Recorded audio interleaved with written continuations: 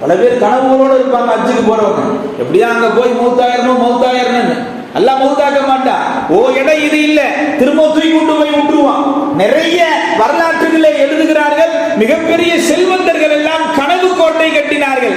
நான் மரணித்தால் அந்த மக்காவிலோ அல்லது மதீனாவிலோ மரணிக்க வேண்டும் என்று ஆசைப்பட்டு வருடா வருடம் திரும்ப திரும்ப ஹஜ் செய்திருக்கிறார்கள்.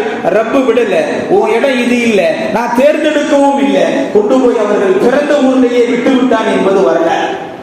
சம்பந்தம் இல்லாத நபர்களை எல்லாம் பொறுக்கி கொண்டு போய் அங்கு வஃபாத்தாக்குகிறான் என்பதும் அவனுடைய ஞாபகத்தில் கட்டுப்பட்டது.